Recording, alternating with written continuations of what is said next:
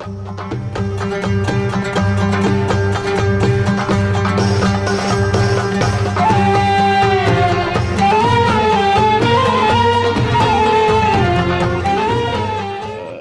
ikut serta dalam diskusi ini. Ya, puja dan puji hanya milik Allah dan sholawat dan salam kepada Rasulullah Sallallahu Alaihi Wasallam. Ananda Afif, mungkin saya tidak sampai 20 menit, tapi kadang-kadang kalau bicara ya suka berlebih juga. Kenapa? Pertama, sudah disampaikan dari awal sampai akhir itu oleh Bapak Haji Deni Sanusi. Sama-sama Sanusi, teman beliau lebih muda. Jadi saya menyebutnya di LPUI itu Sanusi Junior. Ya, kalau saya dianggap Sanusi senior, tapi dalam umur. Kalau pengetahuan mungkin beliau lebih banyak. Siap, Pak Ketua. Santai aja, tapi serius. Ciri-ciri tadi sudah disebutkan. Saya tambahkan aja, ya, yang biasa kita sholat lah. Karena kan ada 3, Muslim, ya kan, 1, yang kedua sosialisme, Pancasila. Udah dibahas oleh beliau. Tetapi kalau kita sholat, doa iftitah itu selalu kita baca itu, ya, sunnah, yaitu surat Al-An'am ayat 162 dan 163.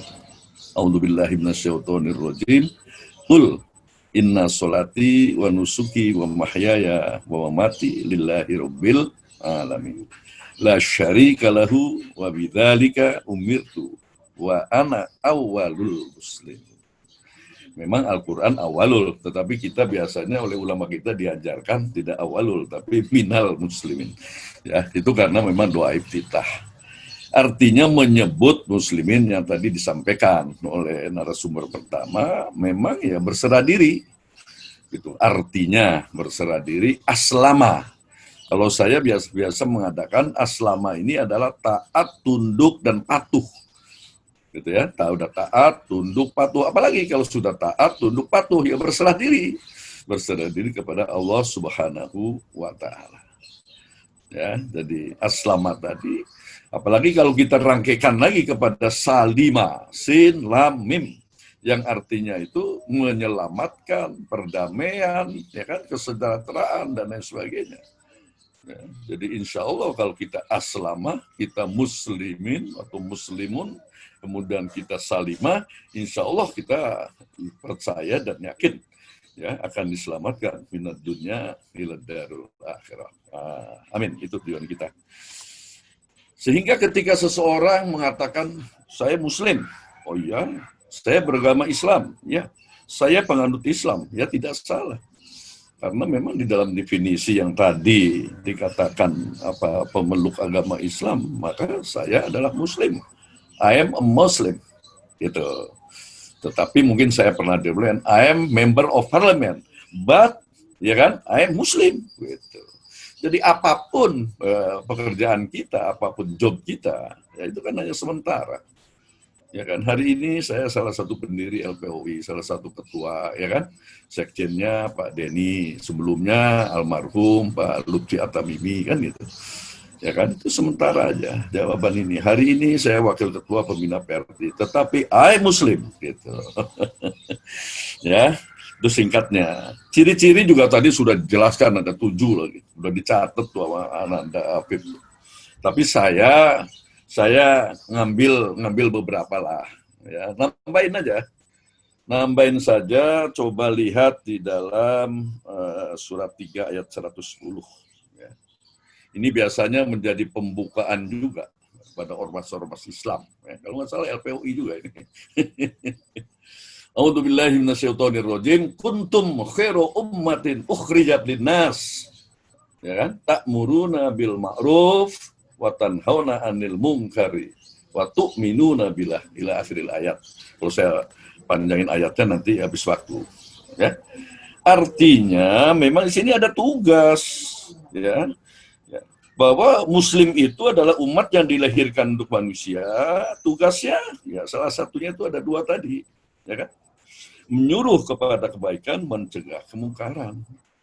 Ada sebuah hadis, ya saya nggak sebutkan hadisnya, kalau memang ada kemungkaran itu ada 3, Pertama, biadaihi. Kalau memang kita mempunyai kekuasaan, ya kan, maka kemungkaran itu kita serang. Mereka menandang kemungkaran, kita, ya kan, dengan kemungkaran. Tetapi kalau kita tidak mempunyai kekuasaan, minimal itu bilisanihi, minimal ngomong. Nah, hari ini mungkin kita diskusi, ya kan? Hari ini kita diskusi, ya kan? Bahwa kalau memang ada kemungkaran, ya kita ngomong itu nggak benar itu, gitu kan? Kita ingatkan itu minimal, ya. Misalnya, ya saya mohon maaf karena mungkin saya punya latar belakang parlemen, ya sama, parle itu kan ngomong. Makanya kalau anggota DPR nggak ngomong ya bukan parlemen lagi namanya, ya cicing baik namanya. Ya, jadi parlemen itu ngomong. Kalau jadi anggota DPR nggak ngomong ya, tapi ngomong yang benar, bukan asal bunyinya. Gitu, Parno kan? Dia bukan parle. Bukan parle, jadi Parno. Nanti kita, tapi mengena kan gitu. Ya kan, kebetulan saya 3 periode, mulai zaman Pak Harto sampai Pak SBY, alhamdulillah ya. Dan saya KPK pertama pendiri ya, jadi insya Allah. Ya. Jadi dulu KPK dulu namanya kan the extraordinary crime, wah kan begitu, ya kejahatan yang luar biasa, sama yang tadi disebutkan oleh kiai kita, direktur kita, ya kan, radikalisme dan terorisme atau radikal dan teroris itu juga memang kejahatan yang sangat luar biasa. Tetapi hari ini topik kita bukan itu, tapi terima kasih tadi penjelasannya tentang radikal ya, dan juga tentang terorisme. Jadi ciri pertama itu, Ananda. Yang kedua tadi juga sudah disebut. Makanya saya pikir luar biasa, ya kan? Tadi sudah disebut bahwa umat Islam itu umat pertengahan. Wa kadzalika ja'alnakum ummatan wasaton. Bayangin itu. Iya kan? Litakunu syuhada 'alan nas ila akhir ayat. Ya. Jadi kalau orang nyanyian sekarang kita di tengah-tengah aja, ke atas enggak, ke bawah enggak. Tapi ini disebutkan juga ya di dalam Al-Baqarah kalau nggak salah 143. Nomor 2 ini apa? Ya, bukan Al-Baqarah. Demikian kami janjikan umat pertengahan ya. Surat nomor 2 ya, Anda ya. Ya, artinya kita memang betul apa yang disebutkan tadi oleh direktur kita. Ya. Nah, ini pertengahan. Ya, artinya kelompok manusia yang senantiasa bersikap moderat atau mengambil jalan tengah, yaitu sikap adil dan lurus yang akan menjadi saksi atas setiap junjungan manusia ke kanan, ke kiri, atau garis tengah yang lurus. Ya, mengambil jalan tengah dapat dimaknai sebagai selalu bersikap proporsional atau iktidal, tidak berlebih-lebihan, israf, tidak kelewat batas, guluf, tidak sok bintang atau sok konsekuen atau bertele-tele, tanatu, dan tidak mempersulit diri. Jadi insya Allah tenang. Sebagai muslim itu kalau memang wasaton tenang, ya kan? Di tengah kita. Yang ketiga, tegas. Nah, tegas ini terhadap orang kafir apabila memang orang non-muslim, orang kafir ini memang memusuhi, membenci, memerangi. Tetapi selama memang kita bergaul dalam suatu negara, ya kan, itu kan ada istilahnya kan ukhuwah Islamiyah, ya kan, ukhuwah watoniyah, kan begitu. Apalagi lebih jauh lagi di dalam pergaulan internasional, mungkin ukhuwah insaniyah, sama-sama manusia, karena ajaran Islam lagi-lagi ya, hablum minallah dan hablum minannas ya. Jadi tegas memang, kapan tegas, tetapi kapan juga kita merangkul sama-sama. Ya, silakan, ya tadi juga di dalam Al-Kafirun, silakan agamamu, ya kan, kita juga punya agama sendiri, lakum dinukum wadiyan dan selain sebagainya. Jadi dalam pergaulan ya ada masalah, gitu ya. Ada 5 kewajiban, ya singkat-singkat saja. Muslim dengan Muslim ini juga saya kira kadang-kadang kita lupa. Pertama, kalau orang mendalam salam, wajib kita menjawab salam. Kedua, kalau ada undangan, wajib kita datangin undangan, ya kan?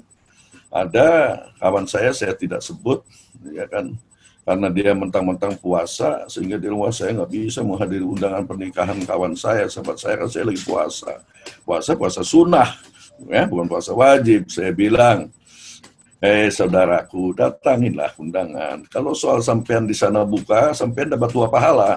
Oh, kenapa Ustaz? Kenapa 2 pahala? Ya pertama udah niat. Yang kedua makan enak tuh. Yang ketiga silaturahmi. Gitu saja. Iyalah. Ya, itu penting mengantarkan jenazah ya saudara kita yang memang sudah dipanggil lebih dulu, mengunjungi ketika sakit dan terakhir kalau bersin itu kan. Itu hat kan gitu. Subhanallah, ya, alhamdulillah, ya kan, sebut ya rahmukallah, ya kan, dan seterusnya. Nah, itulah beberapa hal. Memang ada perbedaan, tapi saya tidak akan membahas antara Muslim dan mukmin karena tadi pembahasan dari saudara kita Haji Denny itu lebih kepada mukmin ya. Tetapi dengan ada masalah karena Islam itu kalau menurut saya adalah suatu sistem. Tetap aja akidah, syariat dan akhlak. Ya kan, kita bicara tauhid, kita bicara syariatnya, ya, kita bicara akhlaknya lagi, kita bicara iman, kita bicara Islam, kita bicara ihsan. Nah, itu memang luar biasa. Makanya kalau satu sistem ini nggak ada ya sudah, ya kan, tidak jalan. Nah, itu satu. Ya, nanti pertanyaannya. Yang kedua, sosialisme juga sudah dijelaskan. Tetapi saya ngambil begini. Manusia ya, itu dalam bahasa Latin itu disebut homo. Ya mohon maaf, homo dalam pengertian bukan homoseksual, mohon maaf. Ya, tetapi kan ada dulu homo homini lupus. Ya kan? Manusia adalah serigala bagi manusia lainnya. Nah, pada hakikatnya manusia itu pertama adalah homo sesius. Artinya manusia itu bersosial. Nah, sudah mulai nyangkut kan? Nyangkut sosialisme. Bahwa manusia itu nggak bisa hidup sendiri. Ya kan, kecuali kita terdampar di hutan belantara, ya kan, tidak ada kawan, baru sendiri. Tapi itu kan tidak ada kesengajaan. Homo sesius. Yang kedua, homo economicus. Nah, ini bagiannya Pak Denny nih, ya kan. Karena Pak Denny ini kan dari PT nih, walaupun beliau sekjen LPOI kan, Persatuan Islam Tionghoa Indonesia. Biasanya bisnisnya kenceng ini. Ya, Pak Denny. Siap. Bisnisnya kenceng, ya kan? Siap, Ketua. Makanya dia bilang nggak ada perintah orang miskin. Betul itu, kita harus bayar zakat, infak, sodako, ya kan? Iya. Nah, homo economicus ini Siap, kebetulan Ketua. ini kebetulan ya, saya disuruh bicara Islam Muslim. Saya sebetulnya latar belakangnya dokter ekonomi ini. Tapi sewaktu-waktu bicara ekonomi syariah bolehlah. Karena saya pernah menjadi direktur pasca sarjana ekonomi syariah. Ya, saya bicara ekonomi. Jadi homo economicus. Manusia itu ekonomi. Jadi kalau manusia itu ada pelitnya, manusia itu pengennya pengorbanan dapat untung banyak, manusiawi, ya kan? Karena pertama homo sesius, bergaul masyarakat, yang kedua homo ekonomis, yang ketiga homo politikus. Nah itu yang tadi disebut oleh Pak Direktur kita. Ada politisasi dan lain sebagainya karena secara sederhana politikus ya kekuasaan kan gitu. Tetapi insya Allah saya selalu mengatakan ya sesuai dengan An-Nisa 59, a'udzubillahi minasyaitonirrajim, ya ayyuhalladzina amanu atiullaha wa atiur rasul wa ulil amri minkum. Kita taat pada Allah, taat pada Rasul dan pemerintah. Dan insya Allah perintah ini memang tidak bertentangan dengan ya kan ati Allah dan atiur Rasul. Kan begitu. Ya kan? Itu sosial. Tetapi referensi yang ada yang saya terima dari ananda kita Rizky ya bahwa memang bagaimana sih pendapat tokoh kita ya. Dari zaman dulu itu ya tolong dikoreksi kalau salah. Memang namanya Haji Omar Said Cokro Aminoto itu luar biasa. Ya, banyak diceritakan punya murid 3. 1 Bung Karno, ya kan? Yang kedua kemudian yang Islam ini Kartosuwiryo, ya kan? Yang ketiga Muso Pasmaun, saya lupa. Ya, pokoknya 3 ini kan murid-murid pintar, yang satu menginginkan negara Pancasila, negara nasionalis, ya kan, nasional, kemudian pengen negara Islam, dan kemudian satu lagi negara komunis. Ya, saya tidak akan bicara panjang lebar. Artinya bahwa waktu itu pemikiran-pemikiran, tetapi ketika kemudian kesepakatan di dalam panitia 9, yang 4 adalah disebut sebagai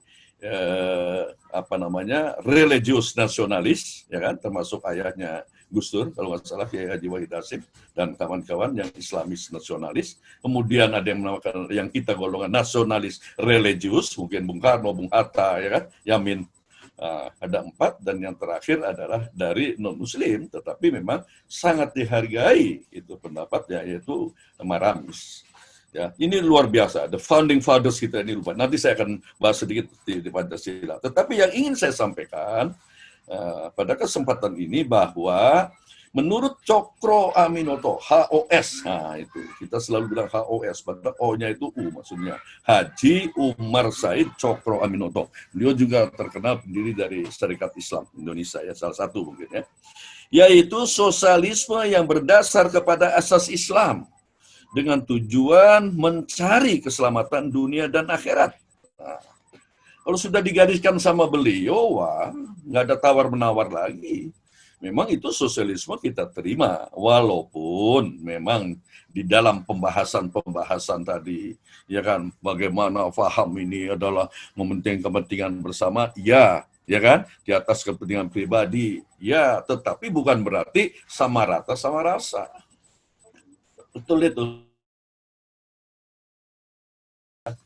Saya hanya ingin mengatakan bahwa sosialisme tadi saya singgung itu karena ada juga di dalam tor dari Islamina, maka saya mengutip juga pendapat dari HOS Cokro Aminoto, dan itu udah clear lah. Tadi dijelaskan oleh Pak Yusnar panjang lebar, ya kan, itu satu. Yang terakhir mengenai Pancasila tadi, saya hanya waktu mungkin 2-3 menit. Pertama, memang sila pertama memang luar biasa yang saya katakan, Padita 9, orang-orang tua kita ini luar biasa, the founding fathers ini.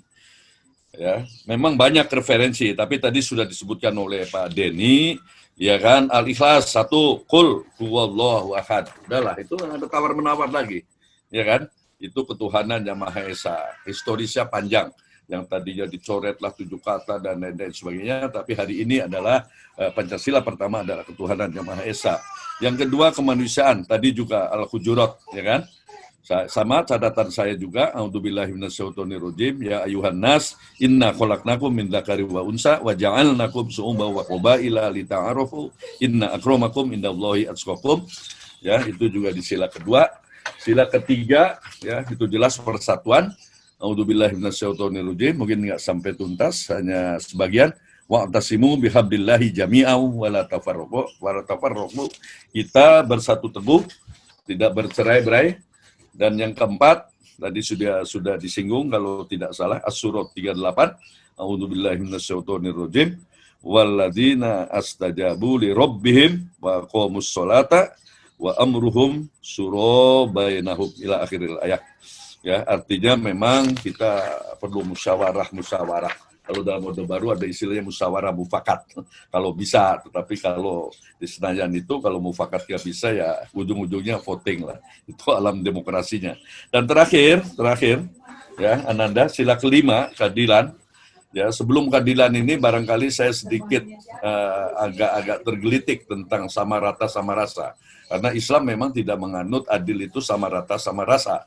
Tetapi al-adlu waddu syai'in fi mahalihi. La adlu waddu syai'in ghairu fi mahalihi wa huwa dzalimun.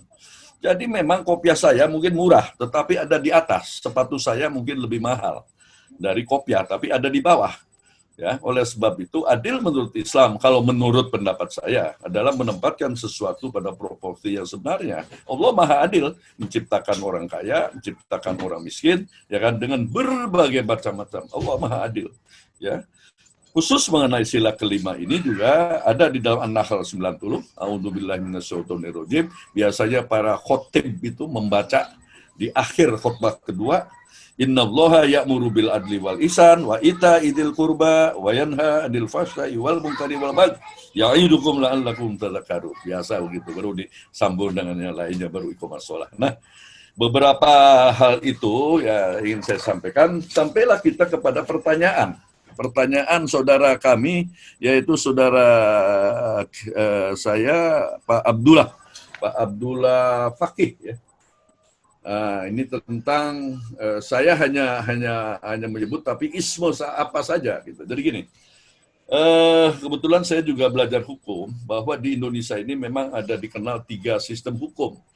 Yang pertama memang sistem hukum Barat, yang kedua sistem hukum Islam, dan yang ketiga adalah sistem hukum adat. Nah, berbicara tentang ya wa ulil amri minkum tadi yang dikatakan oleh saudara kami Dr. Yusnar Yusuf, ya, sebagai penguasa taruhlah pemerintahan ini, tentu ada undang-undang. Ya, selain undang-undang sebetulnya ya kalau sekarang memang tidak bisa jadikan dasar, tetapi ketika urutan-urutan yang dulu bahwa TAP MPR itu bisa menjadikan dasar hukum, termasuk memang TAP MPRS nomor 25 ya tahun 66 itu juga masih berlaku, kemudian yang kuat lagi dengan Undang-Undang 2799. Nah, ada 3 isme yang dilarang di situ, ya, yaitu komunisme, Leninisme, ya, ada Marxisme dulu, Marxisme baru Leninisme. Nah, kita kan ada negara hukum, karena kita adalah negara hukum, bukan negara kekuasaan, ya, bukan Marktstaat, ya, tetapi kita adalah Rechtsstaat, yaitu negara hukum, maka kita terus mengacu kepada ketentuan peraturan perundang-undangan yang ada. Jadi misalnya radikal, tadi dikatakan, saya tadi baru buka-buka, apakah radikal juga ada undang-undang khusus, apa jadi satu dengan undang-undang 5 tahun berapa tapi 2009 apa? Lupa saya tentang undang-undang terorisme tadi, ya kan? Tetapi in prinsip bahwa selama memang diatur oleh undang-undang memang ya ada sanksi, karena norma itu ya aturan itu pasti ada sanksi. Ya, kalau suatu peraturan perundang-undangan tidak ada sakti, namanya bukan norma hukum. Ya, sedangkan norma itu kan banyak, ada norma susila, norma adat istiadat dan sebagainya. Tetapi kembali kepada pertanyaan tadi, itu kan, bahwa isme apa saja, ya kan, isme yang memang bertentangan dengan hukum positif yang ada di Indonesia. Nah, kalau sosialisme tadi adalah isme sosial. Ya, sosial itu bisa dengan masyarakat, teman, ya kan, kawan, kepentingan umum dan lain sebagainya. Apalagi kalau kita mengutip ajaran dari HOS Sokro Aminoto, ya kan, sesepuh kita, senior kita, bahwa yang dimaksudkan sosialisme dalam Muslim adalah sosialisme yang tidak bertentangan dengan Islam. Sosialisme yang berdasarkan dengan asas-asas Islam. Itu clear. Artinya saya selalu mengatakan bahwa hablum minallah, hablum minan nasnya, ayo selama memang kita tidak bertentangan dengan asas-asas Islam.